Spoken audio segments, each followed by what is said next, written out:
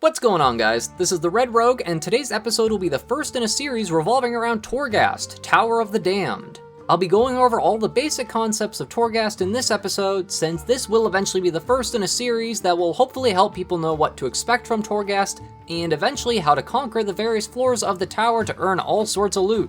So the question is, will Torghast just be Visions 2.0, or did Blizzard finally create the repeatable PvE content that we've been needing in WoW for years? I guess you'll just have to watch the series to find out if it's what you've been hoping for. So let's take this from the top.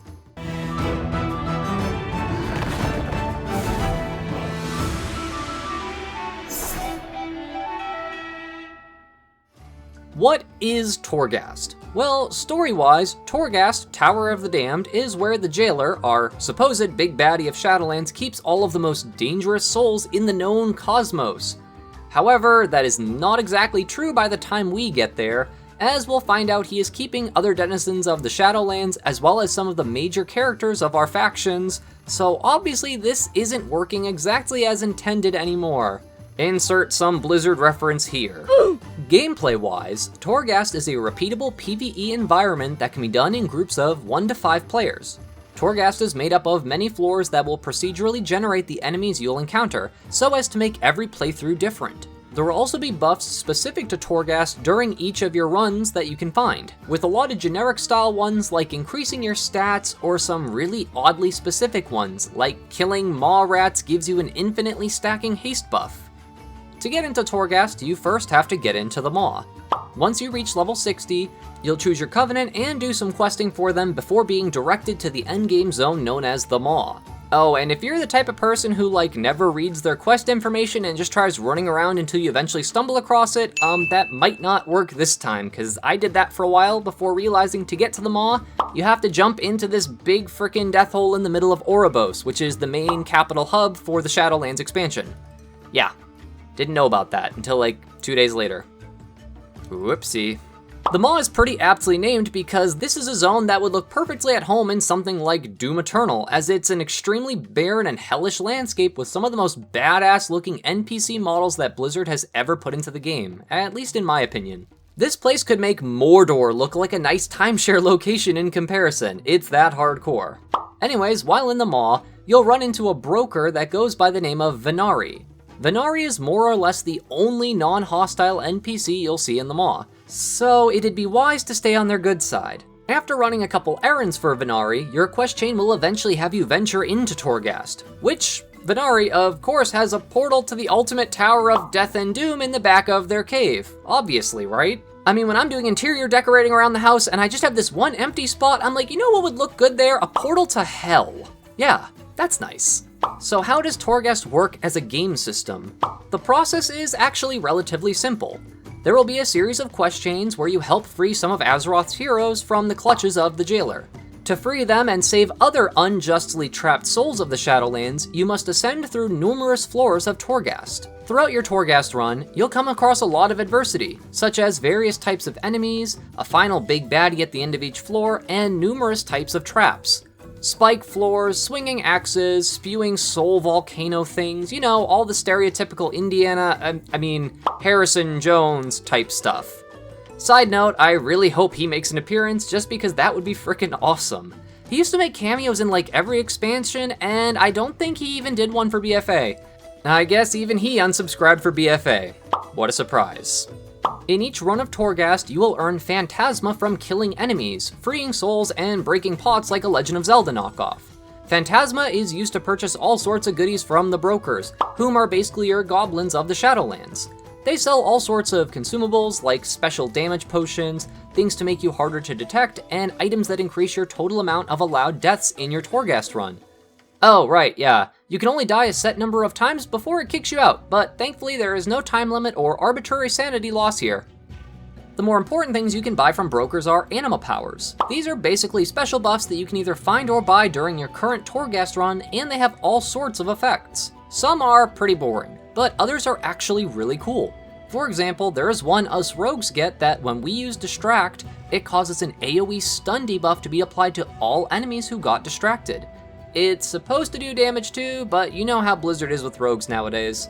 Apparently we're getting mothballed until they decide to put legendaries and conduits and working talents into the game, and, you know, making Between the Eyes' debuff actually work.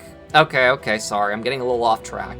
That is going to be for another episode, don't you worry, fellow rogues out there. I'm not letting this one go for a while.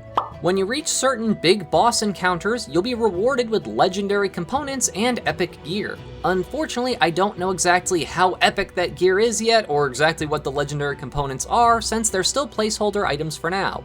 Supposedly, Blizzard is going to make this not some mandatory grind fest, so I'm sure they will limit the amount of rewards you can get each week for Torghast, or something to keep people from feeling pigeonholed into only farming Torghast on one person. At least, that's how they've explained the thought process in a few articles I've read. However, Torghast serves a more fundamental purpose to WoW than just being how you can get legendary whatevers, or epic hoopties, or whatever other rewards they plan to put in. It offers a gameplay mode that has never been put into WoW before. A procedurally generated experience that you can do alone or in a group and take it at your own pace. There isn't a stupid keystone timer telling you to go faster and stress you out. You don't even need to run with other people if you don't want to, though I imagine the experience in a group would be even better, as each of your party members would have their own anima powers to help out the group. It's also never going to be 100% exactly the same every time you do it, which is crucial for a new game system that's intended to hold people's interest for the entire expansion and not just for like a year. Yeah, I'm looking at you, Island Expeditions, though I do need to get those mounts still. And honestly, I kinda liked Islands, but anyways. The most important thing a game system needs to be: fun. Is Torghast fun? While I can't tell you how you'll feel about it, I believe Torghast is really gonna show a change of pace for WoW as a whole, and in the runs I've done recently, it has been frickin' awesome. By far, this is one of the most enjoyable features Blizzard has put into the game, for me at least, in a very long time.